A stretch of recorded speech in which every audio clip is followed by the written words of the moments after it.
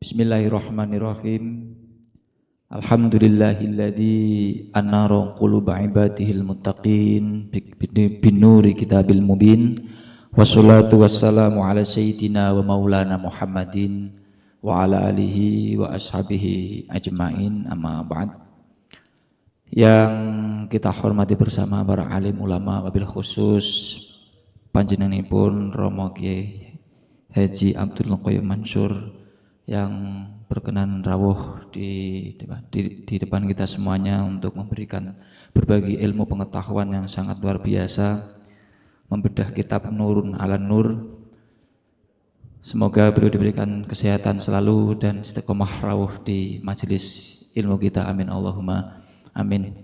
Yang kita hormati bersama para jajaran pembina Yayasan Badan Wakaf Sultan Agung yang berkenan hadir hari ini, ada Ustadz Didi, ada ini yang pembina Bapak Didi, kemudian dari pengawas ada Ustadz Usman Tholib dan jajaran pengurus yang tidak bisa sebut satu persatu, dan Bapak Ibu sekalian, para pimpinan di fakultas, di universitas, dan seluruh pengabdi di Yayasan Badan Sultan Agung. Alhamdulillah pada kesempatan pagi hari ini kita semuanya dapat berkumpul dalam majelis ilmu ini untuk belajar mengaji bersama beliau Ustadz Kiai Haji Abdul Qayyum Mansur dengan kajian kitab Nurun ala Nur. Semoga segala usaha kita dalam mengikuti kajian ini dicatat oleh Allah sebagai amal hasanah, dan apa yang kita pelajari nanti menjadi ilmu yang manfaat dan barokah fid dini wa dunya wal akhirah. Karena ini Bapak Ibu sudah waktunya mundur hampir 1 jam biar nanti ngajinya lebih efektif. Ini langsung saja nanti kita mulai. Insya Allah pada pertemuan kedua ini sudah sampai pada halaman 3. Jadi Bapak Ibu yang sudah memperoleh kitabnya bisa dibuka halaman 3 paling atas, An-Nurul Ma'nawi. Insya Allah nanti akan dimulai dari halaman tersebut. Namun terlebih dahulu mari kita buka kajian pada pagi hari ini dengan membaca Suratul Fatihah bersama-sama. Kita hadiahkan khususnya untuk para pendahulu kita yang memperjuangkan Yayasan Badan Wakaf Sultan Agung dan universitas dan seluruh unit di bawah YBWSA ini. Al-Hadiniyah wa ala kulli niyatin sholihah syaulillahi lahumul Fatihah. A'udzubillahi minasyaitonirrajim. Bismillahirrahmanirrahim. Alhamdulillahirabbil alamin. Ar-Rahmanir-Rahim. Maliki yaumiddin. Iyyaka na'budu wa iyyaka nasta'in. Ihdinas siratal mustaqim. Shiratal ladzina an'amta 'alaihim ghairil maghdubi 'alaihim waladdallin. Terima kasih. Untuk selanjutnya kajian kitab Nurun ala Nur yang akan langsung dibedah oleh Al-Musonef pengarangnya, yaitu kepada beliau mohon maaf Kiai Haji Abdul Qayyum Mansur. Waktu dan tempat kami persilahkan. Insya Allah nanti ada tanya jawabnya sampai jam 11 insya Allah Bapak Ibu. Kepada beliau waktu dan tempat kami persilahkan.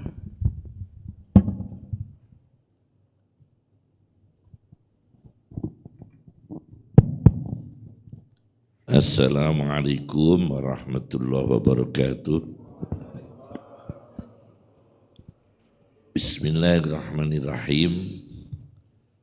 Hamdanillah, salatan wassalaman ala Sayyidina Muhammad ibn Abdillah Rasulillah wa ala alihi wa man sahibah wa man tabi'ahudah, amma ba'd.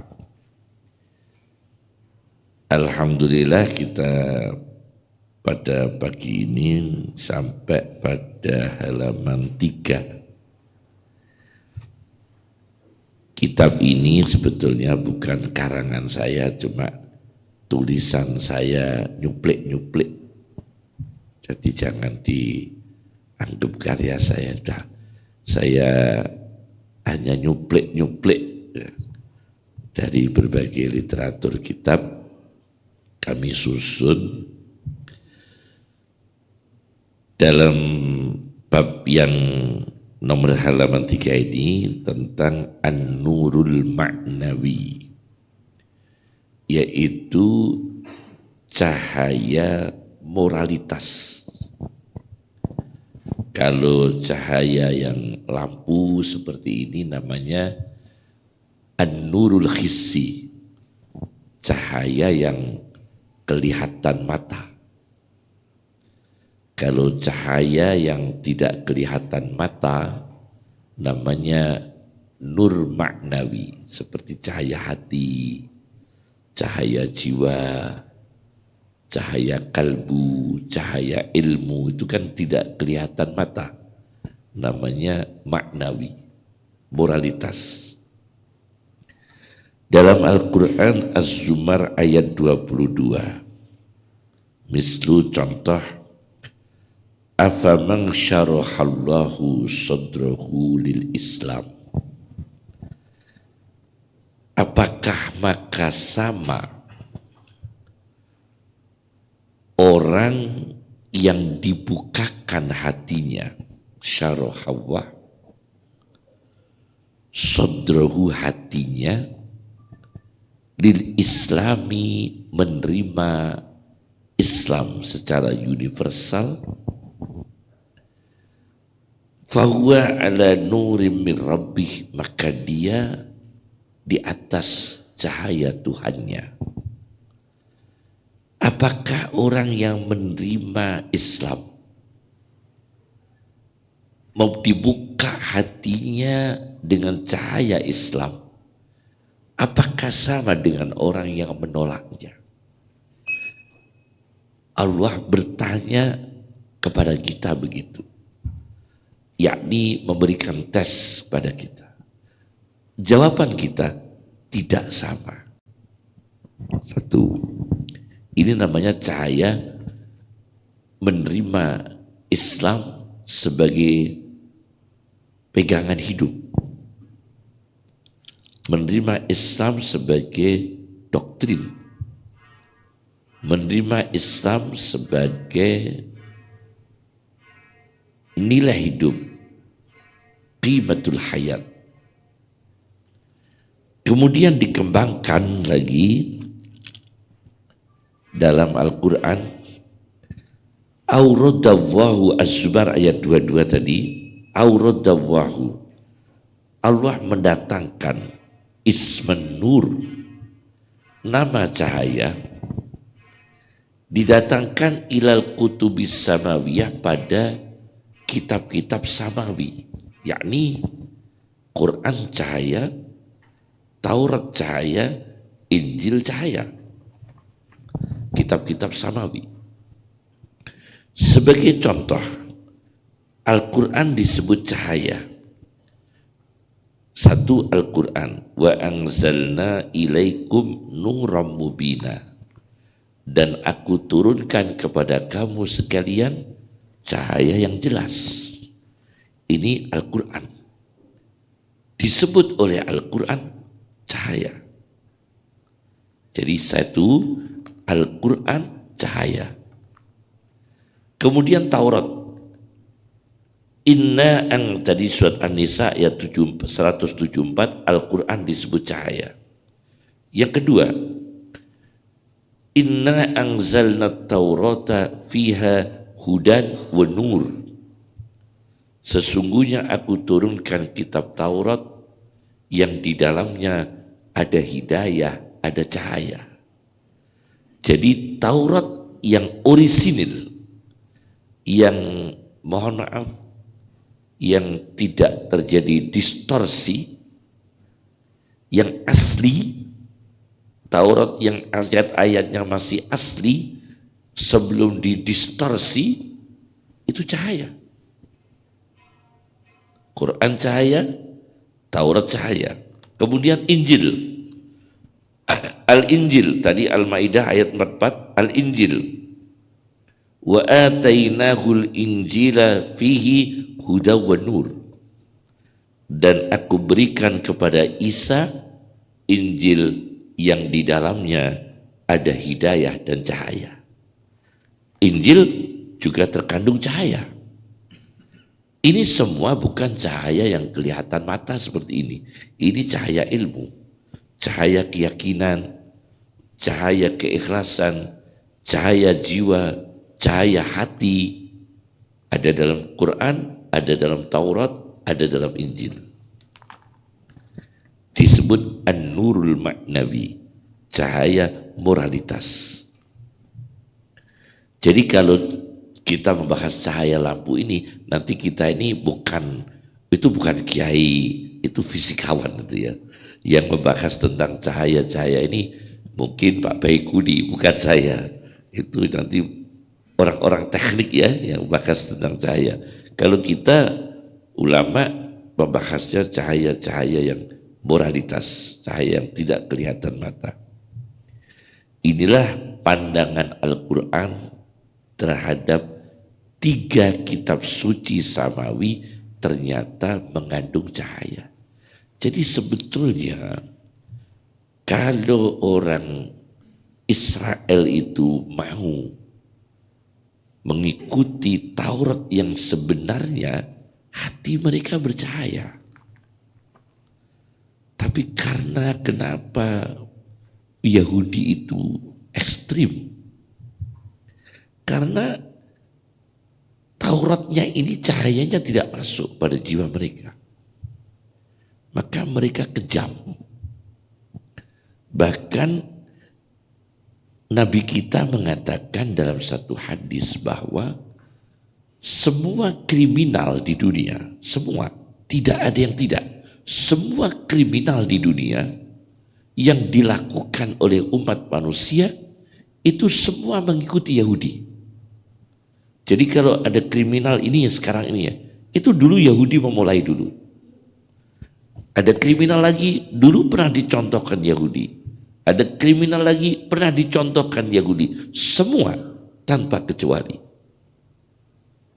Mulai dari riba, prostitusi, pornografi, kebebasan bergaul, kemudian penjajahan, penyiksaan, semua kejahatan, baik itu kejahatan ekonomi atau kejahatan intelektual yang lain, semua dicontohkan oleh Yahudi. Kenapa? Karena cahaya Tauratnya itu tidak masuk pada hati mereka. Ini penting sekali membahas cahaya itu. Ini cahaya yang tidak kelihatan mata. Kemudian nanti itu didiskusikan satu poin ya, satu poin ya. Karena nanti yang kedua ini cahaya dalam pandangan hadis. Yang kedua, an-nur fi sunnatil mutahharah. Cahaya dalam pandangan sunnah Nabi. Sunnah itu sunnah Nabi al-mutahharah yang bersih, suci, disucikan.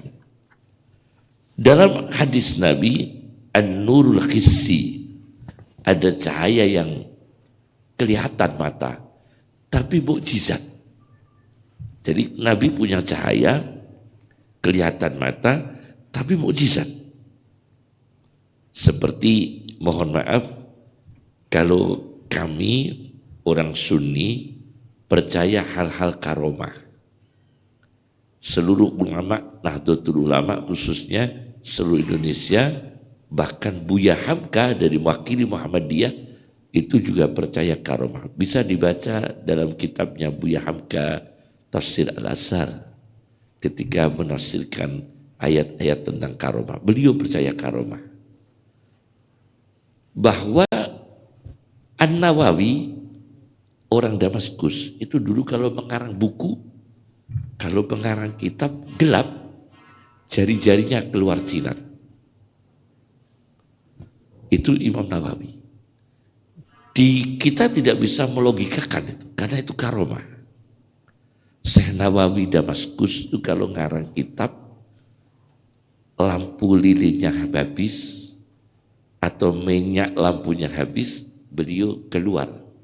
Jari-jarinya itu keluar cahaya. Dan itu punya data, sanad, ada sanadnya sejarah itu. Kemudian Imam Rafi'i, itu ulama di perairan Qazwin. Ar-Rafi'i itu orang Qazwin. Itu kalau mengarang kitab di bawah pohon. Kalau lampunya habis, pohonnya menyala. Ini bukan rekayasa seniman, tapi asli pohonnya menyala. Pada zaman Nabi banyak para sahabat tongkatnya menyala, keluar sinar. Para sahabat Nabi Sallallahu Alaihi Wasallam. Ini namanya karomah. Kalau Nabi mukjizat. Nah sekarang ini ada satu catatannya. Ditulis oleh ilmuwan India. An-Nurul Hissi, cahaya yang kelihatan mata versi hadis. Rawa Alauddin Ali Al-Muttaqi Ibn Khusamuddin Al-Hindi. Cerita ulama India Alauddin Ali Al-Muttaqi. Di dalam kitabnya Fi Kitab Kanzil Ummal, dalam kitab Kanzul Ummal, jilid 12 halaman 429. Jadi saya punya data semua. Saya tulis data-data itu ya. Karena itu untuk menguatkannya. Diceritakan an Aisyah dari Aisyah, istri Nabi. Qalat, Aisyah berkata, Ista'artu, aku meminjam. Ista'artu, aku meminjam. Min Hafsata binti Rawahah, dari Hafsah binti Rawahah, ibrotan, meminjam jarum. Aisyah meminjam jarum dari Hafsah. Untuk apa jarum itu? Untuk menjahit baju Nabi. Dondomi, tahu ya? Dondomi itu apa ya? Menjahit apa? Untuk menyulam ya, menyulam baju Nabi. Kuntu akhitu biha sauba Rasulillah.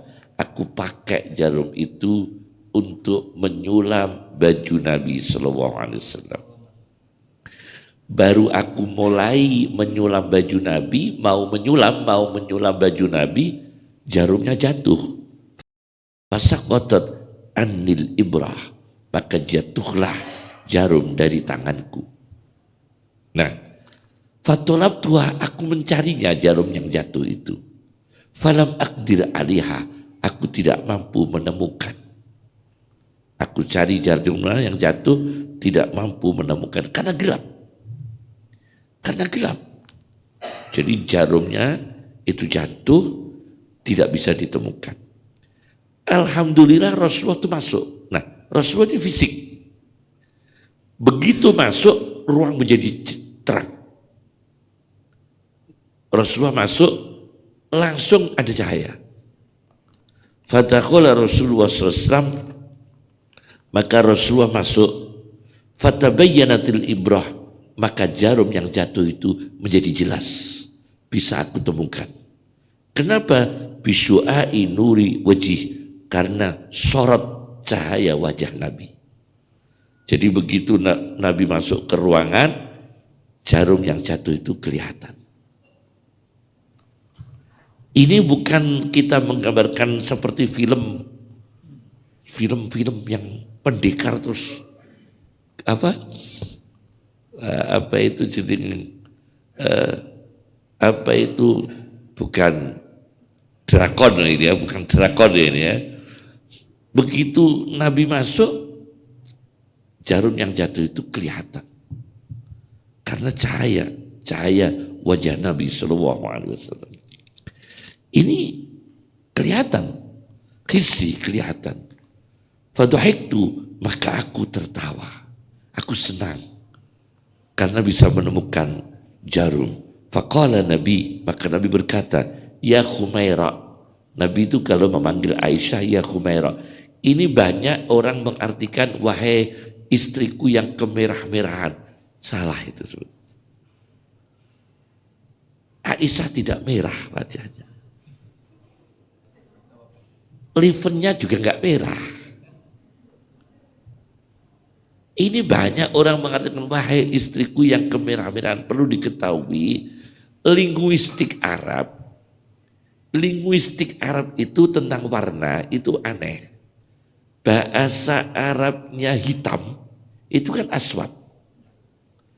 Hijau itu juga aswad.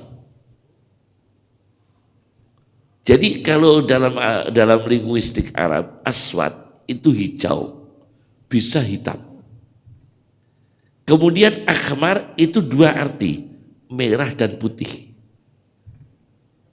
Semua ahli hadis sepakat Aisyah dipanggil Humaira itu jangan dimaknai merah, tapi putih.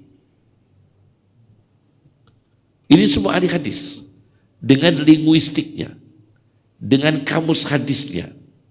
Ini banyak orang, wahai istriku yang kemerah-merahan. Merah apanya? Oh enggak merah kok. Matanya juga enggak merah. Bedaknya juga enggak merah. Mungkin kostumnya ya, oh enggak, Aisyah enggak kuning, enggak merah, enggak hijau. Belum ada partai waktu itu. Karena belum ada apa? Belum ada partai. Jadi Aisyah ini Humaira, tapi bukan makna kemerah-merahan. Ini kamus hadis semua mengatakan ya Humaira, wahai istriku yang putih, bukan merah. Ya. Bisa dilihat di kamus hadis, bukan kamus umum. Kalau kamus umum tidak ketemu, itu kamus hadis ya. Kenapa kamu tertawa lima dohikti? Aisyah kultu saya matur. Karena kaita, karena ada begini kejadian begini. Jarum saya jatuh, begitu penjenengan masuk, jarumnya kelihatan karena cahaya penjenengan. Kata Rasulullah, fanada bi'a'la sauti, maka Rasulullah memanggil dengan suara yang sangat keras, ya Aisyah, alwel summal wel, liman khuriman nadhar ila hadil wajhi. Celaka bagi orang yang besok di akhirat terhalang tidak melihat wajahku. Celaka bagi orang yang terhalang melihat wajah Nabi di hari kiamat. Berarti tidak bisa masuk surga. Karena kalau masuk surga logikanya bisa melihat Nabi Sallallahu Alaihi Wasallam. Jadi semoga kita ini diberikan nasib bisa melihat wajah Nabi Sallallahu Alaihi Wasallam. Ma min mu'minin, tidak ada orang yang beriman, wala kafirin, dan meskipun orang kafir, dan tidak ada orang kafir, orang beriman, orang kafir, illa wiyashtahi, melainkan semua ingin ayyan dura ila wajhi, melihat wajahku. Jadi orang beriman, orang kafir itu semua ingin melihat wajah Nabi. Karena apa? Cahaya fisiknya juga beda, secara fisik, visualnya, cahaya moralitasnya juga beda. Luar biasa. Cahaya bijaksananya itu orang kafir mengakui. Kalau yang memuji Nabi orang Islam, itu kita tidak heran.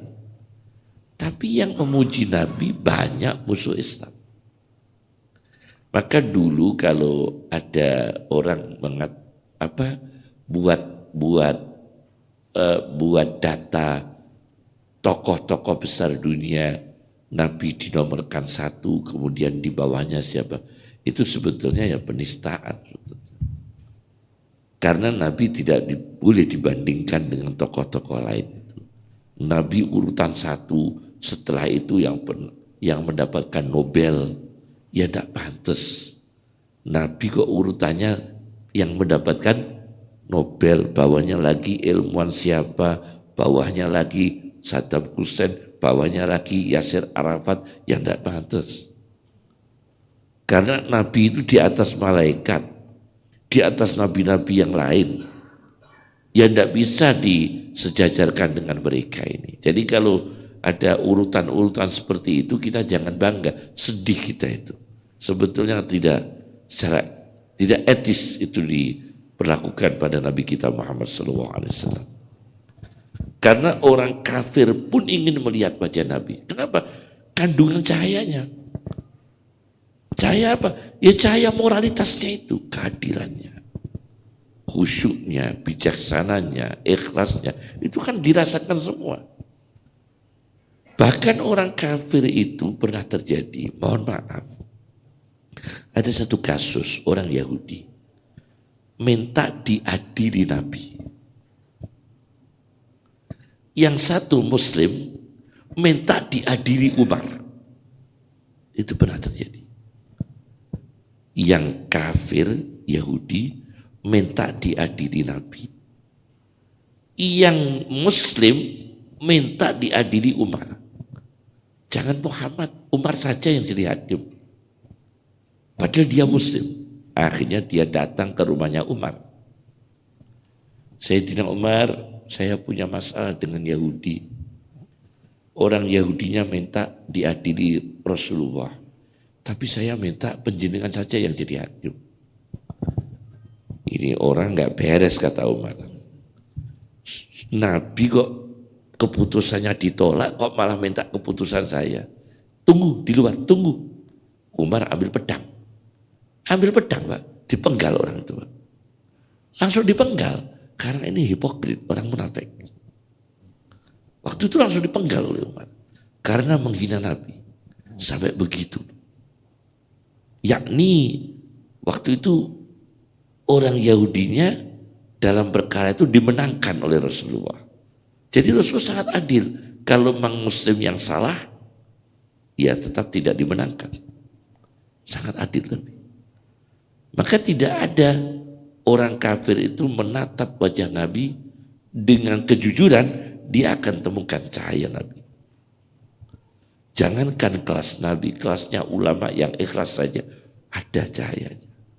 Kita kalau di sini Mbah Muslim Meranggen, itu kan cahayanya luar biasa. Cahaya ulamanya. Kita lihat cahaya ulama. Mbah siapa dulu di Kaliwungu ada kiai sepuh dulu. Kita melihat cahayanya. Mbah Tullah Salam, Mbah Arwani Kudus, itu kalau kita melihat langsung ada cahayanya. Kearifannya, kebijaksanaannya, keikhlasannya itu ada muncul. Orang kafir pun suka melihat cahaya itu. Subhanallah. Ini namanya cahaya maknawi. Nah, kalau tadi Nabi masuk, muncul cahaya kisi kelihatan mata. Nah, kemudian cahaya maknawi moralitas yang digambarkan Nabi. Nah,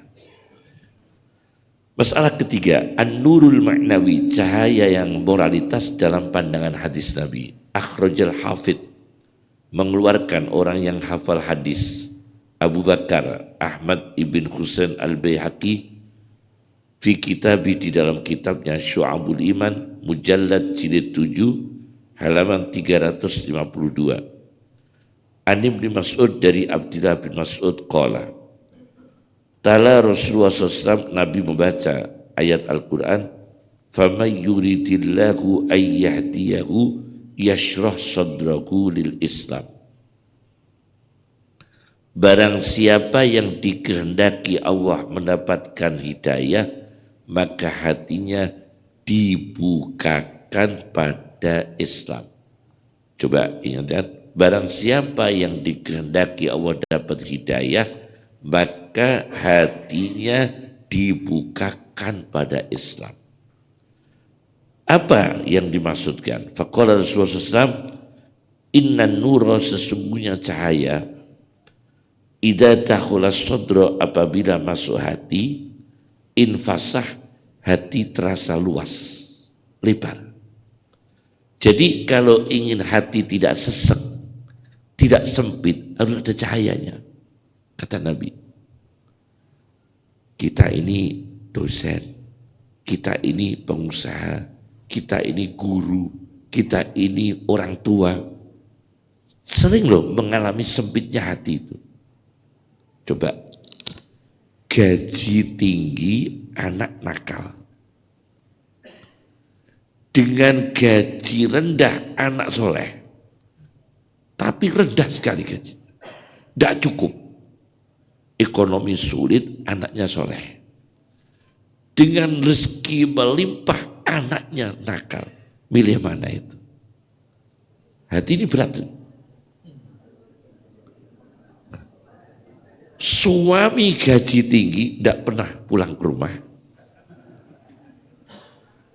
dengan suami gaji yang kecil di rumah terus, pilih mana?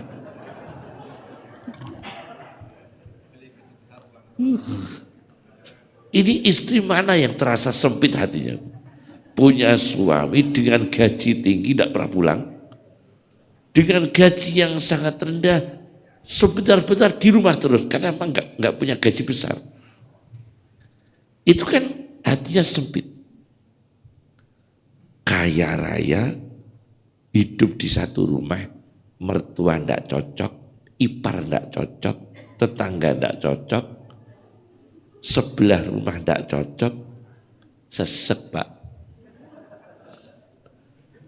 Atau kita hidup di satu kampung, depan rumah penggergajian kayu,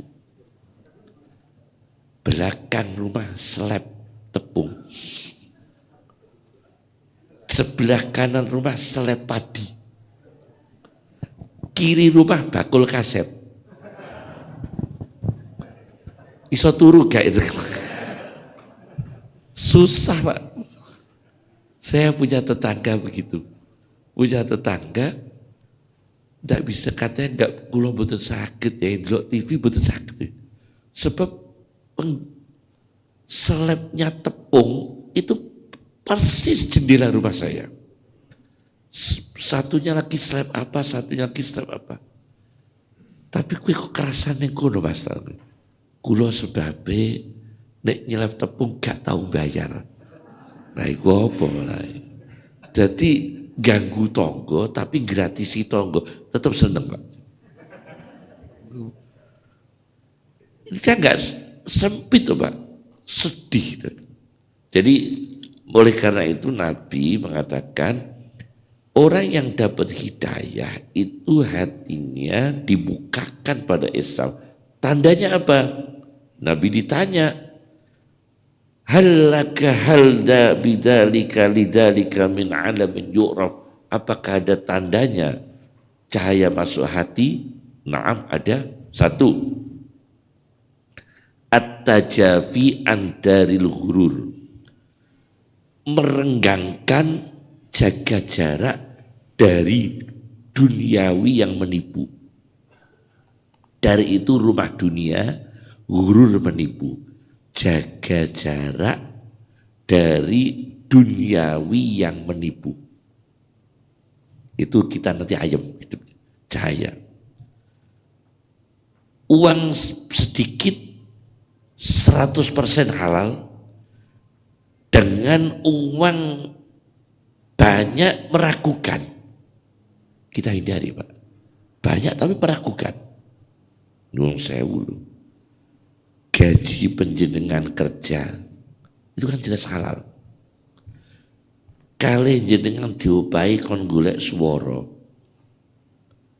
swara tim sukses, itu lain Pak. Kehalalannya tidak sebagus orang bekerja. Sebabnya apa?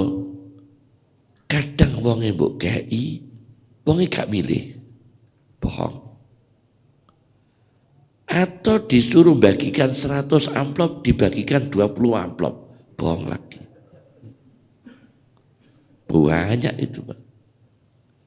Maka yang nyalon itu tidak sukses, yang sukses kan timnya. Wong namanya saja tim sukses. Yang nyalon itu tidak sukses, yang sukses itu timnya. Tapi rezekinya aneh-aneh itu.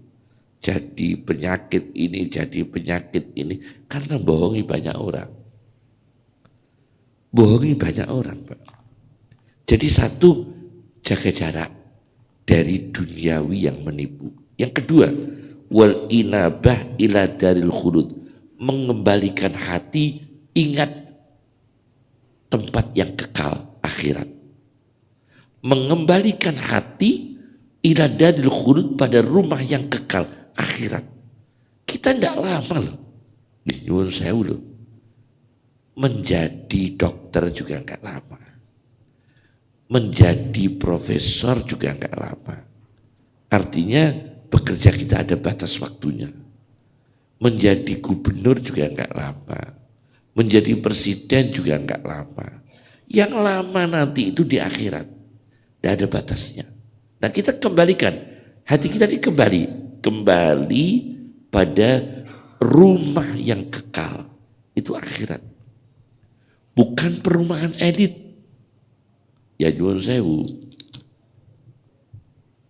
Orang tua punya tanah luas. Kalau sudah diwaris anak, condongnya itu berkurang atau tambah? Ya berkurang. Jarang loh, Bu. Anak belikan tanah orang tua jarang. Sing akeh ngentekno tanahe wong tua. Jarang loh. Anak membelikan tanah orang tua menambah itu kan jarang. Yang banyak menghabiskan tanahnya orang tua. Karena apa? Ini nggak lama. Apalagi ngapunten nih. Saya nggak nakut-nakuti ya. Teori sosiolog Muslim Ibnu Khaldun. Siapakah bapak sosiolog Muslim yang hebat terkenal di dunia? Teori Kaldunis Ibnu Khaldun itu mengatakan bahwa suksesnya manusia itu hanya 4 generasi. Dicontohkan Nabi Ibrahim. Nabi punya anak Ishak.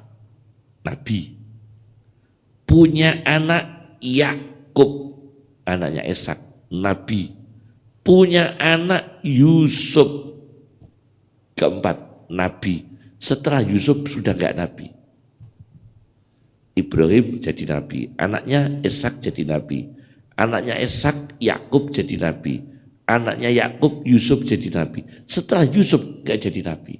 Maka ini saya baca loh dalam teori Ibnu Khaldun, nek mbahmu sugih, kok sudah 4 generasi, sudah hati-hati. Dari jenengan sugih, kok sudah 4 generasi, jenengan kok kelima, ya sudah. Ini nyuwun saya loh Pak, teorinya begitu. Diselidiki oleh Ibnu Khaldun, orang-orang yang kaya raya, mentok 4 generasi Pak. Nek wis kelima, entek. Ulama juga begitu. Ulama alim, anaknya alim, cucunya alim, cicitnya alim. Begitu yang kelima drastis. Drastis. Al ilmu nurun, ilmunya menurun. Bukan ilmu cahaya, ilmunya yang menurun. Al ilmu apa? Menurun, medun. Karena sudah generasi kelima. Maulah hati-hati Pak, jenengan kedah takok lho mbah ini sugih kepira lho Pak. Jenengan mbah sudah sugih sing keempat. Kok jenengan kelima? Ya walad dolin. Dan kita sudah hati-hati ini kita ya. Ini karena kita ini tidak kekal di dunia, tidak lama. Tidak lama, ngapunten, tidak lama. Ya Allah, ya Allah. Banyak sekali. Katanya orang-orang itu saya baca ya, nyuwun sewu, mungkin ada profesi dokter. Ada ilmuwan Libanon. Ilmuwan Libanon masih hidup sekarang. Namanya Rotib An-Nablusi. Itu pakar tafsir. Ilmuwan. Bisa dibaca di YouTube tuh lihat. Rotib An-Nablusi, Profesor Dr. Rotib An-Nablusi. Itu pernah membicarakan kenapa banyak di berbagai negara dokter itu sakit dengan spesialisnya yang dia ahli. Misalnya dokter jantung, kena jantung. Dokter ahli saraf, kena saraf. Ika betul-betul ini ya. Ini pernah diselidiki, kenapa? Dokter ahli apa ya misalnya ahli mata, kena mata. Ahli diabetes, kena diabetes. Ahli kanker, kena kanker. Kenapa? Nah, kemudian beliau meneliti survei dokter-dokter muslim yang diteliti. Ternyata para dokter ini kebanyakan tidak mengembalikan seperti yang teori Nabi ini, yaitu dia tidak kembali kepada rumah kekal akhirat, yakni tidak dikembalikan kepada Allah. Jadi kalau dia memeriksa, itu jarang sekali refleksnya syukur kepada Allah dan menyandarkan sembuh itu kepada Allah. Itu jarang. Padahal Al-Quran, meskipun Imam Ghazali di dalam bukunya Jawahirul Quran mengatakan inspirasi ilmu kedokteran karena Al-Quran bicara wa idza maridtu fahuwa yashfin, dan apabila aku sakit Allah membuat aku sembuh. Nah, bagaimana sembuh? Allah memberi ilmu kepada manusia, kedokteran. Allamal insana ma lam ya'lam. Allah memberi ilmu kepada manusia, kedokteran. Kedokteran ini nanti ada farmasinya. Setelah itu dikonsumsi oleh manusia yang sakit, sembuh. Tetapi masalah sembuh, wa idza maridtu fahuwa yashfin. Allah yang membuat sembuh. Nah, dokter banyak yang lupa. Dia lebih mengatakan, lebih berideologi, ini memang harusnya sembuh karena sudah saya kasih ini. Teorinya begini, farmasinya begini, medisnya begini, sudah aku lakukan tindakan begini, harusnya sembuh. Nah, kebiasaan itu dalam hatinya, Allah justru membuat dia sakit. Itu menurut Profesor Dr. Ratib An-Nablusi. Maka ini perlu sekali adab etika seorang dokter di depan Allah Subhanahu wa ta'ala. Nah, jadi pertama adalah merenggangkan diri, menjauhkan diri dari rumah yang menipu duniawi, kembali pada rumah yang kekal. Yang ketiga, wal istidad lil maut, persiapan menghadapi mati. Qabla nuzulih, meskipun belum terjadi kematian. Qabla nuzulihi, sebelum turunnya maut, kita mempersiapkan diri menghadapi kematian. Meskipun kita ini sehat, ya Allah, betapa banyak orang keluar dari rumah sehat mendadak mati di jalan. Ada tamu saya orang Demak Sayung ini, alumni Betengan, jadi kiai di Lampung, sudah bikin pondok pesantren besar. Kakaknya Dr. Lutfi, siapa? Ini Dr. Lutfi Sayung. Ada kan Dr. Lutfi? Alumni sini kan? Dr. Lutfi kan alumni sini ya? Itu kan punya Mbak Yu. Punya adik di Lampung. Di Lampung punya pondok besar, saya sering ceramah di sana. Beliau punya istri, anak, dari Lampung mau ke rumah kami. Sehat. Di Kendal kecelakaan, meninggal semua. Mbah Yai, punyanya itu saudara kandungnya Dr. Lutfi. Terus putranya meninggal semua. Di luar dugaan. Saya takziah ke sana. Ini kan yakni kita harus kembali pada Allah. Maka agama yang paling mudah akses dengan Tuhan itu Islam. Islam itu kan bangun tidur aksesnya ke Tuhan. Sampai ketidur lagi. Coba bayangkan. Bangun tidur, doa. Alhamdulillahilladzi ahyana ba'dama amatana wa ilaihin nusur. Mau wudu, doa, akses ke Tuhan lagi. Keluar wudu, makan, akses ke Tuhan. Bismillahirrahmanirrahim. Habis makan, akses Tuhan lagi. Alhamdulillahirabbil alamin. Mau baca, akses Tuhan. Mau kerja, berangkat kerja. Bismillahirrahmanirrahim. Subhanalladzi sakhkhara lana hadza wa ma kunna lahu muqrinin. Doa naik kendaraan. Bertemu murid, Rabbi zidni ilma. Terhubung Tuhan lagi. Rampung lagi, bersyukur lagi. Terus tidak ada yang tidak ada terputus dari Allah. Semua terakses dengan Allah. Itu ajaran Nabi Muhammad SAW. Kalau bisa seperti itu, hidup kita bercahaya. Inilah paparan dari kami. Kita lanjutkan dengan diskusi. Cukup. Assalamualaikum warahmatullahi wabarakatuh. Terima kasih kepada Abah Qayyum yang telah menyampaikan paparan kitab Nurun ala Nur. Ini lumayan banyak tadi, dari halaman 3 sampai dengan halaman 5, terkait tentang psikologi ini ya, cahaya maknawi dan cahaya hisi yang terkait tentang jiwa manusia. Oleh karena itu kepada Bapak Ibu sekalian yang ingin berdiskusi, tanya jawab ataupun berkomentar tentang apa yang disampaikan oleh Abah Qayyum, kami persilakan, silakan untuk dibantu mikrofonnya, Mas, untuk yang bertanya dari Bapak Ibu. Ya, itu di belakang ada Mas Burhan. Dari Ibu. Ya. Nggih, monggo Mas Burhan. Assalamualaikum warahmatullahi wabarakatuh. Kawula Burhan dari Rumah Sakit Islam Sultan Agung. Izin bertanya berkaitan dengan Ismun Nur yang tadi dikatakan disebutkan pada kitab-kitab Samawi, yaitu Al-Quran, kemudian Taurat dan Injil.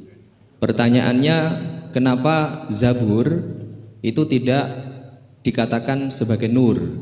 Justru kemudian dalam ayat Al-Quran, Zabur itu disandingkan dengan kata-kata munir, waz-zuburi wal kitabil munir, wabiz-zuburi wal kitabil munir. Apakah memang Zabur ini semacam tidak terakui sebagai kitab samawi atau memang ada sejarah lain? Demikian Gus. Assalamualaikum warahmatullahi wabarakatuh.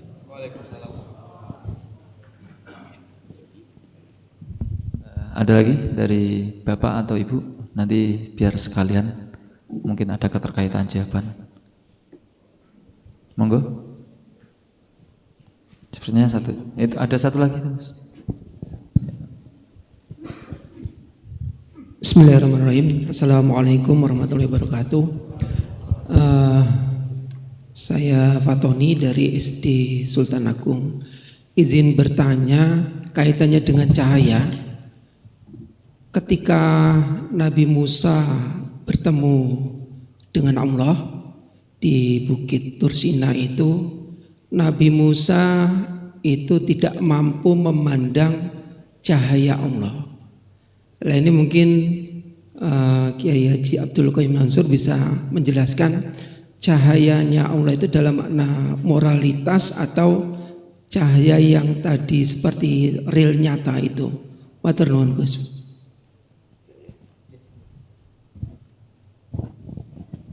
Bismillahirrahmanirrahim. Pertanyaan yang pertama terkait dengan Zabur, kemudian wal kitabil munir. Kitabil munir itu Al-Quran, bukan Zabur ya. Kitab yang bercahaya. Zabur itu sebetulnya ada Zabur, ada Zubur. Ada Zabur, ada Zubur ya. Artinya itu kitab. Jadi Zabur itu kitab. Zubur artinya bermacam-macam kitab. Maknanya begitu. Diberikan pada Daud. Wa ataina Dawuda Zabura. Aku berikan kepada Nabi Daud Zabur. Perlu diketahui bahwa Nabi Daud itu tentara, militer Pak. Nabi Daud itu tentara. Dulu pasukannya Tolut. Jadi Nabi Daud itu ikut tentaranya Tolut. Pasukannya. Pasukan tempur. Daud alaihissalam. Kesuksesan karir militernya disebut dalam Al-Quran. Karir militer. Wa qatala Dawudu Jaluta. Daud ketika perang berhasil membunuh Jalut, penguasa raja otoriter yang sangat lalim. Ini prestasi militer Daud. Karenanya Daud punya banyak prestasi. Dulunya tentaranya Talut, Daud diangkat nabi oleh Allah Subhanahu wa ta'ala. Sebagaimana di dunia ini seperti karir militer Saddam Hussein berakhir menjadi presiden Irak. Maka Saddam Hussein itu dulu tentara, terus menjadi presiden Irak. Muammar Qaddafi, jangan Gaddafi ya, Qaddafi sebetulnya. Kalau Saddam Hussein bukan Saddam Hussein. Namanya bukan Saddam, Saddam Hussein. Karena itu orang Arab, kita harus baca yang benar. Saddam Hussein. Maknanya apa? Nubruk, nabrak. Maka Saddam Hussein itu senangnya nabrak-nabrak. Karena namanya saja itu nabrak. Saddam Hussein, nabrak sana nabrak sini ya. Masa orangnya kewendel senangnya nabrak, cocok dengan namanya. Saddam nabrak Hussein. Jadi tentara akhirnya jadi presiden. Muammar Qaddafi. Qaddafi itu apa? Tukang melenteng, ketepil tuh, melenteng tuh. Itu Qaddafi. Maka Muammar Gaddafi ya seneng nembak, orangnya keras juga ya kan, termasuk presiden yang antik ya, pangkatnya nggak sampai jenderal, apa itu kolonel ya, kolonel Muammar Gaddafi akhirnya menjadi presiden. Begitu juga dalam sejarah-sejarah perang kerajaan, orang-orang yang karir di militer waktu itu menjadi raja. Oleh karena itu Nabi Daud dapat dua. Secara keduniawian dia raja, secara agama dia nabi. Punya pangkat dua, pangkat duniawi, pangkat agama. Itu pangkat agama dia Rasul. Dia diberikan keahlian teknik, yaitu teknik mendesain baju perang. Daud itu adalah desainer baju perang. Al-Quran mengatakan wa'allamnahu son'ata labus, dan aku ajarkan Daud desain baju perang. Perlu jadi karir militer, menjadi raja, ahli dalam membuat, mendesain baju perang. Kitabnya yang diterima oleh Daud dari Allah Subhanahu wa taala itu tetap cahaya. Meskipun Allah tidak menyebutkan kitab itu nur. Karena apa? Bukan karena tidak ada nur di situ. Tidak disebutnya bukan berarti tidak ada. Ini perlu kita ketahui. Tidak disebutnya bukan berarti tidak ada. Misalnya Nabi kita itu menyebut Abu Bakar dengan pujian siddiq, sangat jujur. Bukan berarti Ali tidak siddiq. Paham ya? Nabi kita menyebut Abu Bakar itu siddiq. Gelarnya siddiq kan? Umar kan tidak gelar siddiq. Ali tidak bergelar siddiq. Tapi bukan berarti Ali tidak jujur. Ali juga siddiq. Utsman juga siddiq. Cuma spesifiknya itu Abu Bakar. Spesifiknya adalah Al-Quran, Taurat, Injil. Karena apa? Ini mewakili kitab-kitab samawi yang diikuti oleh umat besar. Umat yang besar. Yang lainnya ngikuti, seperti Zabur itu di bawah Taurat. Jadi muaranya ke Taurat. Ada kitab besarnya yaitu Taurat. Nah, Yang bawahnya mengikuti Taurat karena belum ada Injil. Kemudian Injil yang dari Allah Subhanahu wa taala diikuti lagi. Injil ada perbedaan dengan isi Taurat. Kemudian setelah Injil terjadi fase namanya fase fatrah, fase kevakuman, tidak ada nabi. Setelah Isa tidak ada nabi lagi. Jarak berapa tahun ya? Kalau tidak salah, tidak sampai 1000 tahun. Baru Rasulullah SAW. Nah, jadi kenapa 3 itu disebut khusus?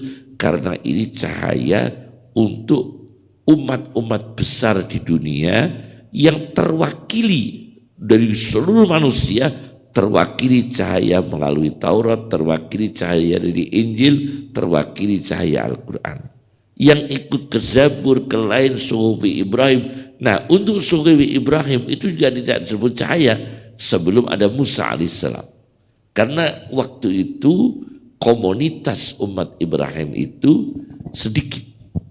Sebelahnya sudah umatnya Nabi Lut. Ibrahim, sebelahnya Lut, dekat Lut. Nah, tetapi Ibrahim dijamin oleh Allah minta namanya diabadikan dalam Al-Quran. Waj'alli lisana sidqin fil akhirin. Ya Allah, jadikan lidah jujur untuk namaku pada umat yang akhir. Maka umat yang akhir setiap sholat kama sholaita ala Ibrahim. Tidak menyebut nabi lain. Kama sholaita ala Ibrahim. Kama barokta ala Sayyidina Ibrahim. Tidak menyebut nabi lain. Nah, ini jadi kenapa Zabur tidak disebut cahaya? Bukan berarti tidak ada cahayanya. Kenapa Abu Bakar As-Siddiq disebut Siddiq? Bukan berarti yang lain tidak Siddiq, ya. Tetapi mewakili yang besar itu memang diwakili oleh Taurat, Injil dan Zabur. Taurat, Injil dan Al-Quran. Pertanyaan yang kedua tadi apa? Oh ya, yang kedua adalah yang disebut dengan tajalli, penyingkapan. Jadi Nabi Musa itu pernah minta kepada Allah, arini andur ilek, dalam Al-Quran. Ya Allah, kami kok kepingin melihat dirimu ya Allah. Arini, ini Arini bukan nama orang loh, bukan nama film. Arini kereta lewat, dulu ada biskut, ada ya itu, ada ya film apa itu Arini. Gus kok tahu biskut? Loh ya, saya itu dulu bandel Pak. Saya itu dulu itu kecil saya itu Masya Allah. Jadi cerita saya itu kalau dibukukan banyak ya, buahnya sering dilabrak orang saya itu. Arini andur ilek, kata masa kecil saya itu. Nabi Musa minta kepada Allah, ya Allah, perlihatkan dirimu kepada aku, andur ilek, aku akan melihatmu. Allah mengatakan, lang taroni, kamu tidak akan mampu melihatku. Lang taroni, kalau kamu ingin lihat, cobalah lihatlah gunung. Lihat gunung, nah, fa in istaqarra makanahu fasawfa tarani. Begitu melihat Nabi Musa melihat gunung, cahaya Allah ditampakkan. Gunung yang kuat yang seperti itu, falamma tajalla rabbuhu lil jabali ja'alahu dakka. Ketika cahaya Allah tampak di gunung, ja'alahu dakkan, gunung itu roboh.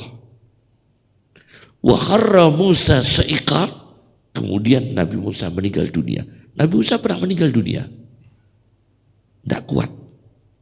Wa kharra Musa sa'iqa. Nah, cahaya apakah ini? Nah, ini yang menjadi masalah dalam dunia tauhid atau dunia sufistik. Kalau dunia tauhid itu mengembalikan ayat-ayat seperti ini kembali pada asli ayatnya yang bicara. Falamma tajalla rabbuhu lil jabali maka ketika Tuhan tampak pada gunung, ja'alahu dakkan, gunung itu roboh. Wa harra Musa saiqa, kemudian Nabi Musa meninggal dunia. Tuhan tampak pada gunung. Ini cahaya apa? Sudah, pokoknya Tuhan tampak pada gunung. Nah, siapa yang merasakan? Ya gunungnya. Kalau mau tahu gimana? Tanya gunungnya. Nih, ini namanya dalam wilayah tauhid. Jadi tidak dipersoalkan cahaya apa itu. Karena Al-Quran tidak bicara cahayanya. Tuhan tampak pada gunung. Maka orang-orang Sunni mengembalikan ayat itu sebagai dogma. Paham ya? Sebagai apa? Dogma. Bukan hal yang rasional, tapi sebagai dogma yang harus diterima apa adanya. Tuhan tampak pada gunung, gunung yang roboh, Musa meninggal dunia. Diterima apa adanya ayat Al-Quran sebagai dogma. Kemudian dunia sufistik membahas cahaya apakah ini? Ada yang mengira-ira, nah ini cahaya Allah. Gini. Ada yang mengira-ira cahaya yang kelihatan visual. Ada yang mengira-ira cahaya yang tidak kelihatan abstrak. Cahaya yang tidak kelihatan abstrak. Nah, perkiraan-perkiraan ini tentunya kita akan kembali pada metodologi bahasa Arab. Apakah majaz, yakni bahasa ini bahasa majaz? Apakah bukan bahasa majaz? Karena bahasa majaz adalah bahasa yang kinayah, bahasa peribahasa. Apakah memang hakikat? Nah, kemudian ulama beda-beda. Ada yang mengatakan tajalli ini cahaya Allah yang Allah membuat cahaya visual, gunung tampak kemudian hancur.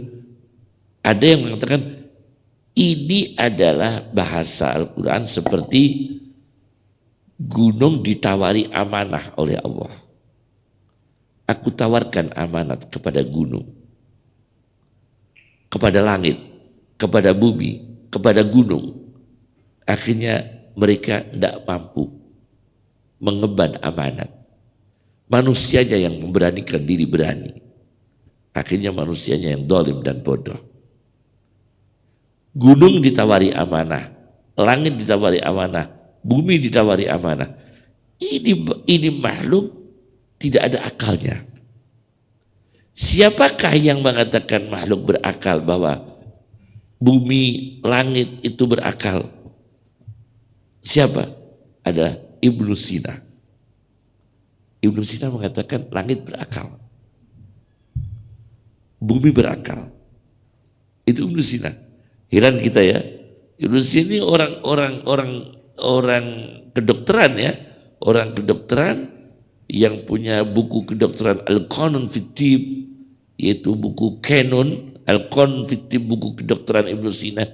Dia yang mengakui bahwa planet itu berakal, bumi berakal, langit berakal, itu Ibnu Sina.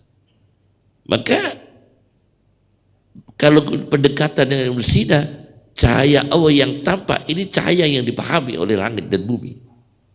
Cahaya yang dipahami oleh langit dan bumi karena berakal dengan teorinya Ibnu Sina. Atau cahaya yang Allah memberikan cahaya visual kepada langit dan bumi. Atau kembali pada teori majaz. Nah, itu karena tidak ada kesepakatan. Tidak ada kesepakatan, maka yang paling aman kembalikan pada aslinya teks Al-Quran. Itu aman. Allah tampak. Entah apa yang cahayanya, kita tidak tahu. Karena apa? Karena yang analisa lainnya itu dia tidak mengetahui kejadiannya. Cuma semua para pakar menganalisa cahaya ini, itu kira-kira semua. Cahaya ini kira-kira semua. Tidak ada yang langsung menjumpai. Karena Nabi kita mengatakan dalam satu hadis Nabi SAW, besok aku bangun dari kubur, itu yang pertama. Jadi kuburan yang pertama kali membuka pada hari kiamat, kuburan Nabi, aku yang pertama. Tapi begitu aku pertama, aku sudah lihat Musa. Nah, apakah Musa ini besok dihidupkan sebelum aku tidak tahu. Karena Musa sudah pernah meninggal dunia ketika gunung Allah tampak pada gunung tadi. Nah ini, tapi Nabi tidak menyebutkan cahaya apa yang tampak itu. Cukup ya, ini jadi ini analisanya. Mungkin masih ada waktu, ini ada waktu 10 menit. Oke, Pak, tolong dibantu.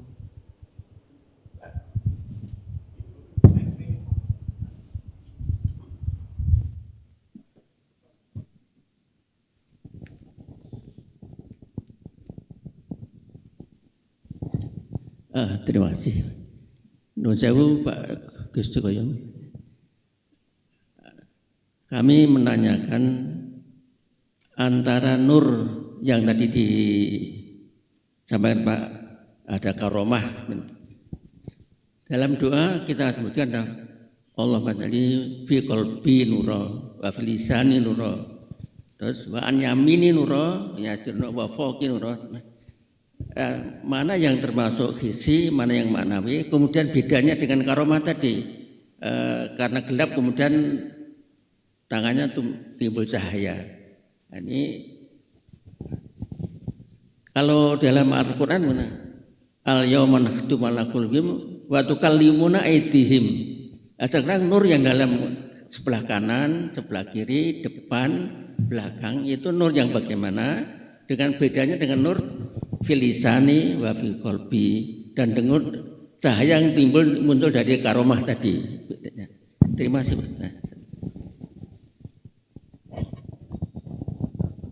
Bismillahirrahmanirrahim. Jadi yang dimaksudkan Yunus Asma Panjenengan Musman. Bapak Usman. Masya Allah, panjang umur Bapak Usman. Semoga kita panjang umur yang sepuh-sepuh, diberi kesehatan semua ya. Dalam hadis Nabi itu memang ada hadis yang teksnya begini. Ya Allah, jadikan cahaya dalam organ-organ. Ada telinga, ada mata, sampai ada riwayat yang panjang, wa fi maniyyi nuron.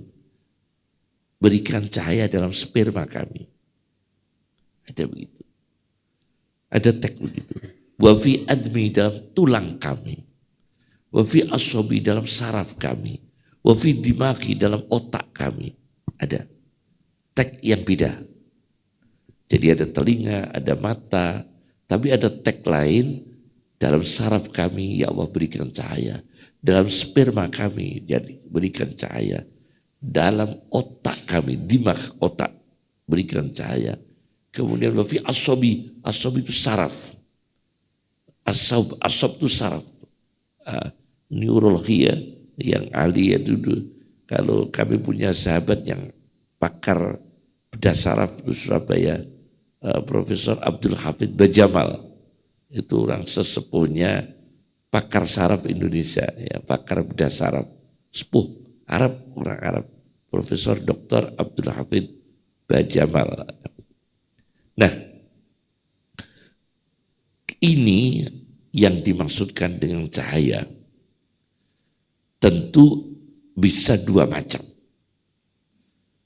Tetapi lebih kuat cahaya maknawi. Kenapa? Sebagai contoh tentang di dalam saraf kami ada cahaya. Di dalam otak kami ada cahaya. Ini contoh ya. Ini mohon maaf. Ini cerita ya. Ilustrasi ya, sebagai cerita yang terhubung dengan karomah. Di dalam bukunya Dr. Aid Al-Qurni yang terkenal, La tahzan, janganlah bersedih. Itu ada orang yang paralisis, orang yang lumpuh. Dia sembuhnya digigit kalajengking. Digigit kalajengking sampai sakit. Sarafnya aktif. Kemudian sembuh. Itu ada dalam kitab buku baru La Tahzan, karya Dr. Aid Al-Qarni. Sayang beliau sekarang di penjara kabarnya. Dr. Aid Al-Qarni di penjara. Dulu pernah ceramah di Filipina ditembak. Dalam YouTube-nya itu, Dr. Aid Al-Qarni ditembak. Yang beliau selamat, santrinya pengawalnya meninggal, ingat saya. Ada di YouTube. Ada lagi cerita. Ini ilustrasi yang fakta-fakta ya. Ada Cina kalau tidak salah, ingat saya itu dari Medan. Cina ini lumpuh. Orang kaya zaman Belanda ini. Lumpuh zaman Belanda karena mungkin ahli-ahli saraf juga belum banyak. Rumah sakit kita juga belum sempurna zaman Belanda. Akhirnya ikhtiar ke ulama Madura, Mbah Khalil Bangkalan. Cina perempuan, lumpuh, kepingin sembuh, dia datang ke Madura. Kaya, orang Cina dari Sumatera ke Madura itu biayanya juga besar. Begitu turun dari kapal, terus naik kendaraan ke rumahnya Syekh Mbah Khalil Bangkalan, dia ditandu. Cina perempuan yang lumpuh ini ditandu. Seperti Sudirman ya, ditandu ya, dipikul gitu. Sampai di halaman rumahnya Mbah Khalil Bangkalan. Belum masuk ketemu Mbah Khalil keluar. Bawa pedang. Marah-marah. Ada apa kesini nih? Bawa pedang. Akhirnya yang mikul itu lari, Pak. Yang mikul lari takut karena dibawakan pedang oleh Mbah Khalil Bangkalan. Cinanya yang lumpuh ikut lari. Nah ini terjadi ini ya. Cinanya yang lumpuh ikut lari, Pak. Nah, sarafnya jadi aktif. Ini karomah aktif sarafnya karena sangat tertekan. Tapi ini jangan berarti kita nanti kalau ngobati orang lumpuh kita bahkan pedang malah mati dong. Tidak bisa jadi teori itu. Itu ada kejadian begitu. Jadi sarafnya itu terus aktif. Itu ceritanya Mbah Khalil Bangkalan. Nah, kita korelasikan dengan apa temuannya Dr. Aid Al-Qarni. Ternyata kaget digigit oleh kalajengking malah aktif dia. Sarafnya aktif. Terus sembuh. Nah, ini kalau ini adalah ada cahaya afiah. Nanti kalau kita ngaji ini bab belakang ada. Namanya nurul afiyah, cahaya kesehatan. Jadi di dalam telinga kami, di dalam organ kami, cahaya-cahaya. Ini cahaya peribahasa, cahaya kesehatan.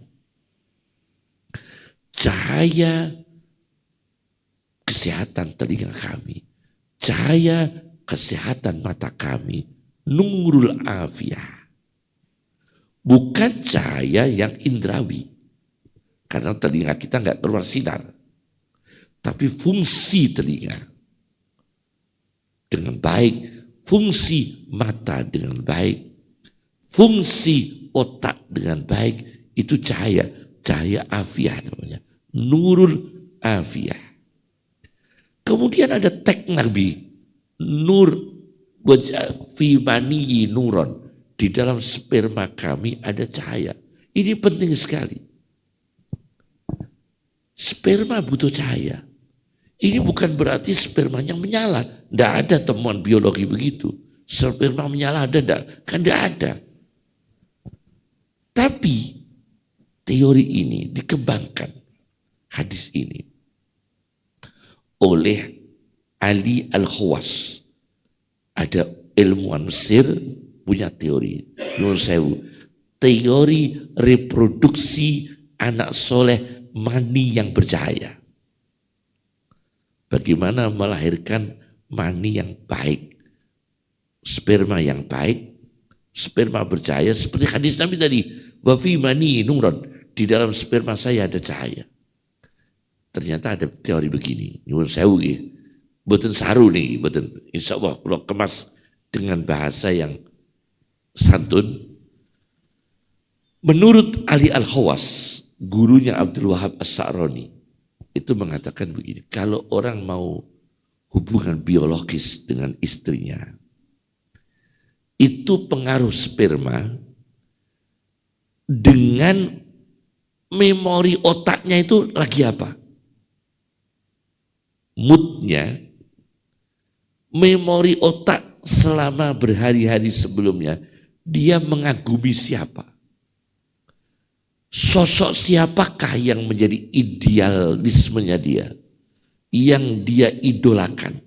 Itu pengaruh pada hasil reproduksi mani tadi, sperma tadi.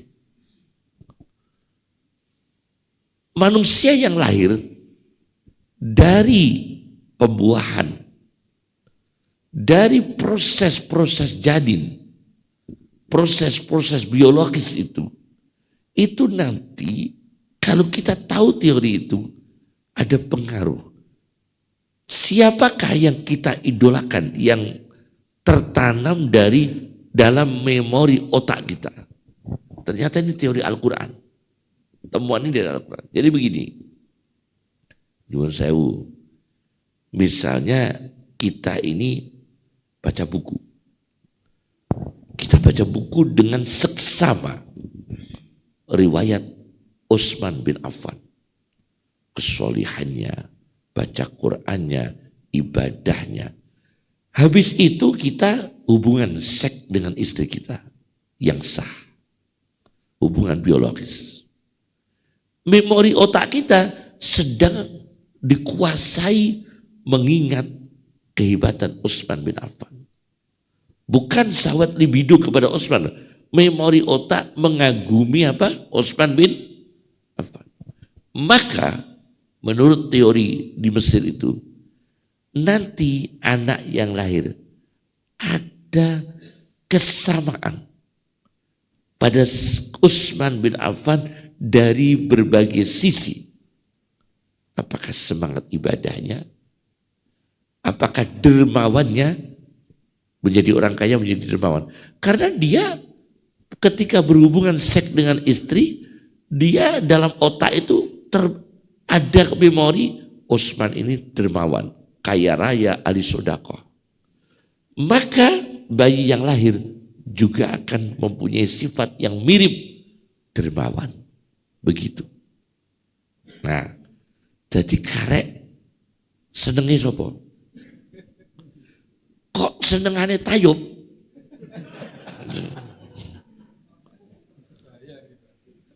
Sebelum hubungan biologis dengan istri kok yang diidolakan tuh penyanyi tayub. Jangan heran loh. Nanti bayi yang lahir sukanya menyanyi loh. Bahkan jadi sinden loh. Ini ada teorinya. Nah, ini maka teks hadisnya mani butuh cahaya. Wa fi bani nurun. Nah, ternyata teori ini diambil dari Al-Quran, yaitu Nabi Zakaria.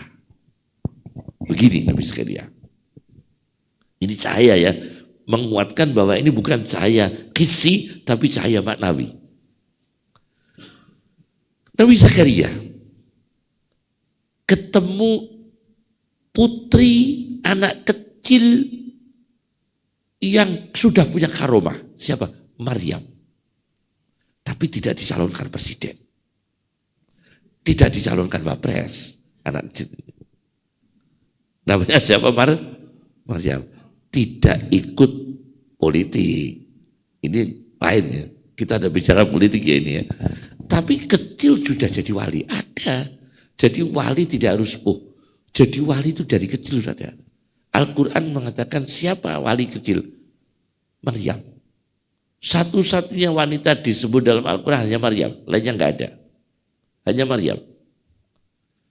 Maryam ini diceritakan dalam Al-Quran. Kullama dakhala 'alaiha Zakaria al-miqraba wajada indaha rizqa.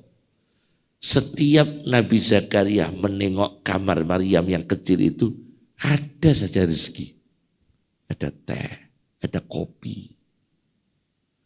Besok lagi masuk Zakaria, ada apa itu gemblong bakaran. Besok lagi masuk, ada jongkong. Besok lagi masuk, ada macam-macam makanan. Wajada indah rizqo. Wajada indah rizqo. Sampai Nabi Zakaria heran. Anna laki hada. Dari mana Maryam ini? Qalat huwa min indillah. Langsung dari Allah. Tidak ikhtiar. Ini yang bicara siapa? Al-Quran. Jadi Maryam ini kamarnya muncul makanan yang dari Allah langsung. Tanpa beli di kantin, di pasar Johar, di toko-toko roti, ada terus. Akhirnya Nabi Zakaria ini pikirannya ini Maryam. Otaknya Nabi Zakaria yang dikagumi siapa? Maryam. Nah, sudah Nabi Zakaria sepuh. Terjadilah hubungan biologis antara Nabi Zakaria dengan istrinya. Ketika hubungan dengan biologis itu, beliau otaknya itu terfikir, teringat tokoh yang dikagumi Maryam. Begitu lahir anak, siapa? Yahya. Bagaimana Yahya? Jenis kelaminnya bukan Maryam, karena laki-laki, tetapi sifatnya sama. Maryam ahli ibadah, Yahya ahli ibadah. Sampai Maryam tidak menikah, Yahya tidak menikah. Nabi Yahya. Yahya tidak menikah, memfokuskan hidup untuk ibadah. Meniru ada kesamaan dengan Maryam, tidak menikah.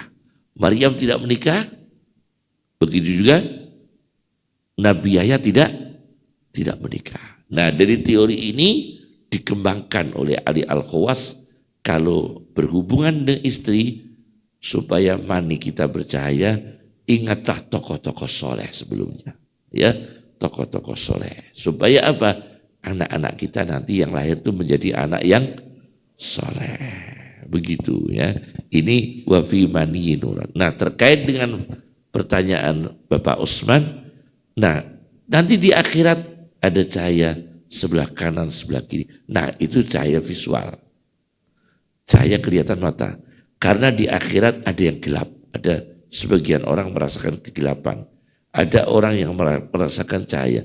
Berarti itu bisa cahaya yang kelihatan mata. Oleh karena itu ada dua, cahaya tidak kelihatan mata dan ada cahaya yang kelihatan mata. Nah, jadi yang di akhirat mim baini aidihim nuron, dari depannya cahaya, wa an aimanihim nuron, dari kanannya cahaya, itu bisa cahaya yang visual. Karena menerangi orang itu bangkit dari kuburnya, ada cahaya, cahaya amal. Itu bisa cahaya visual. Ya. Tetapi kalau yang tadi sperma, otak dan sebagainya, kita kan tidak menemukan dalam otak itu keluar sinarnya. Ini cahaya maknawiyah, cahaya yang tidak kelihatan mata, seperti cahaya kesehatan. Ya. Kemudian terkait dengan hubungan dengan karomah, karomah itu apakah karomah yang tidak dimaksudkan itu cahaya-cahaya yang non visual, yakni cahaya yang tidak kelihatan mata, itu yang disebut karomah. Kalau nanti karomah itu dimaknai cahaya yang tidak kelihatan mata, tidak menjadi karomah karena tidak ajaib. Tidak menjadi karomah, hal-hal yang majazi, hal-hal yang lumrah. Supaya itu tidak lumrah, dan faktanya memang ada di Mesir, nyuwun sewu ya. Ini kita Mesir ku wonten, Pak. Namanya Syekh Abul Uyun. Kalau di Indonesia ada orang seperti Syekh Abul Uyun, KPK nggak kesulitan, Pak.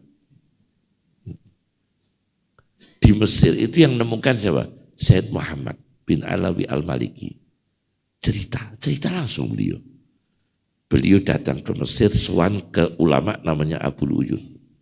Sampai di sana ada orang bawa mangga, bawa pelem, Pak. Mangga ditolak oleh Syekh Abdul Uyun. Saya tidak mau, mangga ini tidak mau saya. Wonten nopo Kiai, saya Muhammad ikut lihat. Ini mangga tidak halal. Kok tahu Kiai? Pokoknya ora halal ini. Pelem sing mbok gawe ini gak halal. Kok tahu panjenengan? Saya tahu. Karena Syekh Abdul Uyun itu punya jari-jari dan dilihat oleh Syekh Muhammad. Jari-jari. Jari-jari ini kalau didekatkan uang haram, itu keluar percikan air. Ini berarti duit haram. Keluar percikan air. Seperti mukjizat Nabi, ada air keluar dari jari-jarinya. Rasid Ridho tidak percaya mukjizat itu. Rasid Ridho yang punya tafsir Al-Manar, yang dulu menjadi pegangan Ki Ahmad Dahlan. Tapi pada akhirnya banyak warga Muhammadiyah menolak pemikiran Rasid Ridho. Dulu zaman Belanda, Rasid Ridho itu menjadi pegangan Ki Ahmad Dahlan. Tapi pada akhirnya banyak warga Muhammadiyah tidak menerima pemikiran Rasid Ridho. Karena Rasid Ridho itu belum era teknologi, tapi era filsafat. Jadi banyak hal-hal yang tidak masuk akal ditolak. Termasuk mukjizat-mukjizat ditolak semua. Coba untungnya Kiai Ahmad Dahlan itu kan seorang ulama yang sangat berpegang pada Quran hadis. Maka beliau bisa bisa steril, bisa memisah-misahkan antara pemikiran Rasid Ridho mana yang harus diterima, mana yang harus ditolak. Tapi Rasid Ridho tidak percaya mukjizat-mukjizat semacam itu. Nah, Nabi kita keluar jari-jari. Di Mesir itu ada. Abdul Uyun kalau jari-jarinya didokno pelem sing haram keluar airnya. Crit keluar. Iki berarti pelem haram. Ngaku gak? Enggih Kiai, kula ngaku. Niku peleme tangga kula sedaya. Yang punya mangga itu tetangga saya. Saya mangkel Kiai. Tetangga saya itu kalau panen mangga gak pernah ngeteri kulo. Kulo gak tahu diteri. Saya dendam. Saya ngancam nengkuna espan. Waya keh. Tak jikuk wabe. Saya curi semua. Setelah saya curi, saya kok ingat Kiai. Mula Kiai tak teri. Maka hati-hati ya. Hati-hati ya. Kiai kalau dapat uang itu harus hati-hati ya. Karena kita tidak punya alat mendeteksi rezeki haram dan rezeki halal. Ternyata ada percikan air. Nah ini jelas, ini cahaya menunjukkan, memungkinkan ada karomah di luar akal, jari-jari keluar percikan air. Seperti Syekh Nawawi, jari-jarinya keluar cahaya. Syekh Rafi'i, pohonnya keluar cahaya. Cukup. Ya. Rabbana atina fid dunya hasanah wa fil akhirati hasanah wa qina adzabannar. Rabbana hab lana min azwajina wa dzurriyyatina qurrata a'yunin waj'alna lil muttaqina imama. Shallallahu ala Muhammad sallallahu alaihi wasallam. Semoga bermanfaat. Ngapunten bobi wonten kekhilafan. Ini kajian kita, kajian pendalaman Islam ya. Pendalaman Islam dari berbagai aspek. Nanti urut setelah ini nanti ada nur cahaya, iman cahaya, sehat cahaya, wirai cahaya, afiat cahaya, khusyuk cahaya, ikhlas. Nanti belakang-belakangnya.